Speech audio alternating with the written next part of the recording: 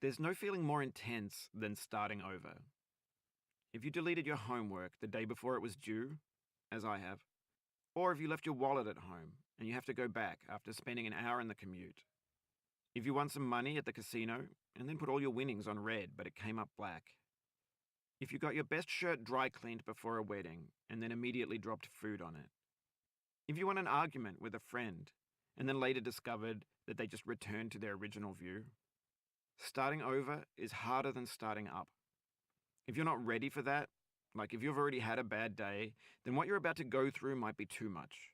Feel free to go away and come back. I'll be here. Alright, thanks for coming with me on this trip. I'll understand if you have to take a break at any point. Just find a safe place to stop and quit the game. And don't worry, I'll save your progress, always, even your mistakes. This game is a homage to a free game that came out in 2002, titled Sexy Hiking. The author of that game was Jazuo, a mysterious Czech designer who was known at the time as the father of B games. And B games are rough assemblages of found objects. Designers slap them together very quickly and freely, and they're often too rough and unfriendly to gain much of a following. They're built more for the joy of building them than as polished products. In a certain way, Sexy Hiking is the perfect embodiment of a B game. It's built almost entirely out of found and recycled parts, and it's one of the most unusual and unfriendly games of its time. In it, your task is simply to drag yourself up a mountain with a hammer. And that act of climbing, in the digital world or in real life, has certain essential properties that give the game its flavor. No amount of forward progress is guaranteed. Some cliffs are too sheer or too slippery, and the player is constantly, unremittingly in danger of falling and losing everything. Anyway, when you start Sexy Hiking, you're standing next to this dead tree that blocks the way to the entire rest of the game. It might take you an hour to get over that tree, and a lot of people never got past it. You prod and you poke at it, exploring the limits of your reach and your strength, trying to find a way up and over. And there's a sense of truth in that lack of compromise. Most obstacles in video game worlds are fake. You can be completely confident in your ability to get through them once you have the correct method or the correct equipment or just by spending enough time. In that sense, every pixelated obstacle in Sexy Hiking is real. The obstacles in Sexy Hiking are unyielding, and that makes the game uniquely frustrating. But I'm not sure Jazuo intended to make a frustrating game. The frustration is just essential to the act of climbing, and it's authentic to the process of building a game about climbing. A funny thing happened to me as I was building this mountain. I'd have an idea for a new obstacle, and I'd build it, test it, and it would usually turn out to be unreasonably hard. But I couldn't bring myself to make it easier. It already felt like my inability to get past the new obstacle was my fault as a player rather than as a builder. Imaginary mountains build themselves from our efforts to climb them, and it's our repeated attempts to reach the summit that turns those mountains into something real. When you're building a video game world, you're building with ideas, and that can be like working with quickset cement. You mold your ideas into a certain shape that can be played with, and in the process of playing with them, they begin to harden and set until they're immutable, like rock. And at that point, you can't change the world, not without breaking it into pieces and starting fresh with new ideas. For years now, people have been predicting that games would soon be made out of prefabricated objects, bought in a store and assembled into a world. And for the most part, that hasn't happened, because the objects in the stores are trash. I don't mean they look bad or that they're badly made, although a lot of them are. I mean they're trash in the way that food becomes trash as soon as you put it in the sink. Things are made to be consumed and used in a certain context, and once the moment is gone, they transform into garbage. In the context of technology, those moments pass by in seconds. Over time, we've poured more and more refuse into this vast digital landfill that we call the internet. It now vastly outnumbers and outweighs the things that are fresh and untainted and unused. When everything around us is cultural trash, trash becomes the new medium, the lingua franca of the digital age.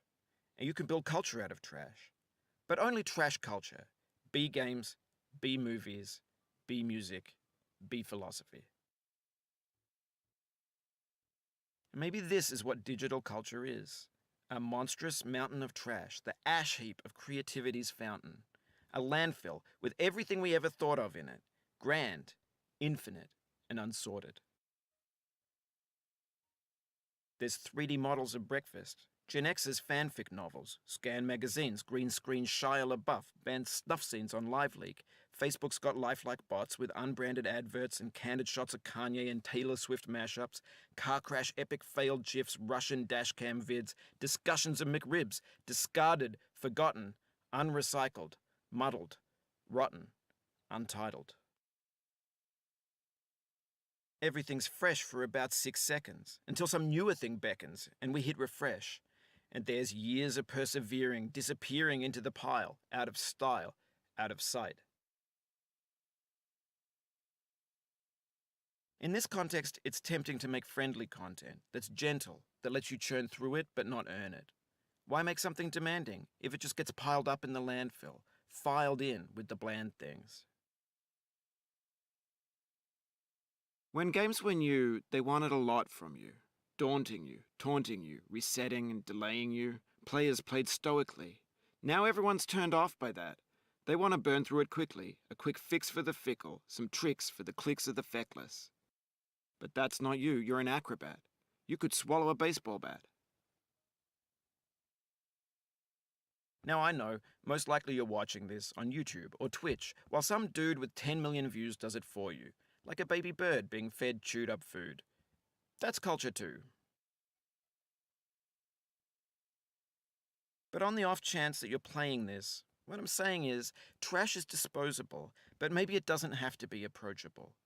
What's the feeling like? Are you stressed? I guess you don't hate it if you got this far. Feeling frustrated? It's underrated.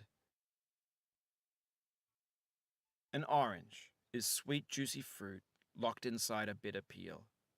That's not how I feel about a challenge. I only want the bitterness. It's coffee. It's grapefruit. It's licorice.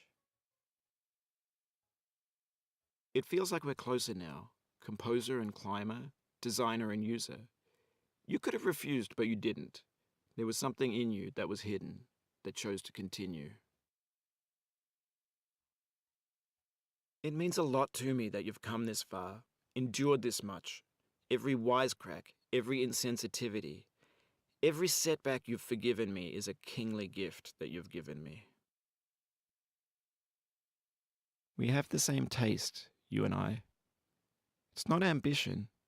It's ambition's opposite. An obdurate mission to taste defeat. You'll feel bad if you win, so I put this snake in for you. Have you thought about who you are in this? Are you the man in the pot, Diogenes?